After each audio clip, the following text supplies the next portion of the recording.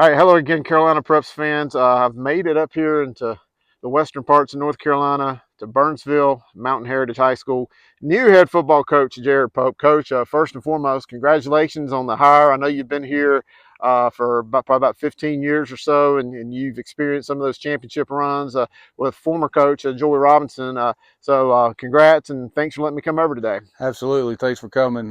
Thanks for all you do. And it's an honor to take over a program for Joey. And after being here for 15 years, 16 years, and just trying to keep it where he had it and keep things rolling. Yeah, I think the first thing I was going to ask you, Coach, and it ain't even so much football related, but this is the first time I've really been up to this part of Western North Carolina since Hurricane Helene hit last week, or last year, I should say. And it's remarkable to see the damage and even the remnants, even to this day, many months later. But also, it's kind of cool to see, a lot of the people that just seem to be working together as well. So, but how's everybody here in the community, your players and yourself? We're doing okay. There's things they're never going to be the same.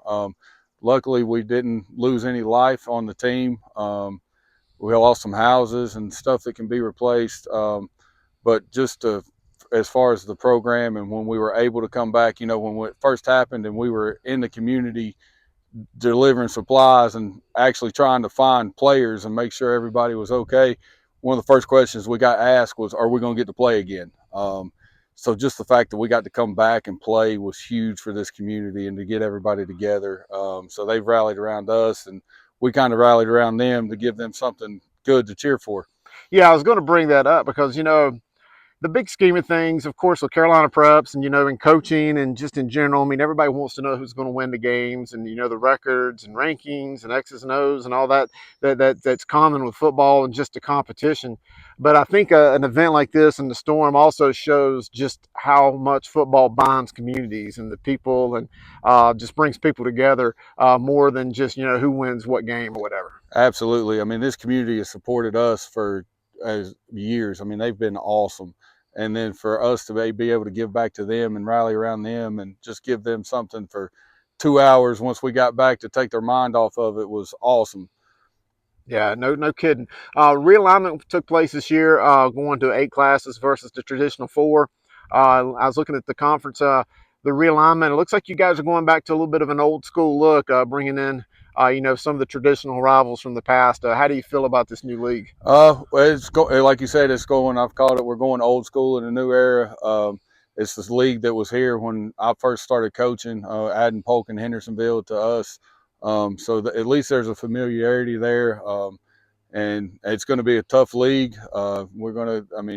Everybody's going to be physical, and then we got athletes too, so it's going to be a very competitive league. Obviously, Hendersonville, they're always talented year in year out. Coach Ward does a great job. You can't go without seeing what Coach Pittman down the road and Mitchell does. But I feel like the success and a lot of the talent you guys here have at Mountain Heritage, that you feel you should be pretty competitive and in the mix as well. We should be. I mean, that's the goal every year is to compete for that, and we say start by winning that, and then we move on. Travis does a great job at Mitchell. They're going to be very well prepared. All of the coaches are. We're going to have to be ready to bring it every Friday night. The team was very senior loaded last year. Incredible run. You're going to have a lot of new faces on the team. Have you had an opportunity with spring workouts to kind of gauge the kind of talent you got coming back and kind of start putting your stamp on this program? We're going to be we're going to be a little different. We're going to be very young up front.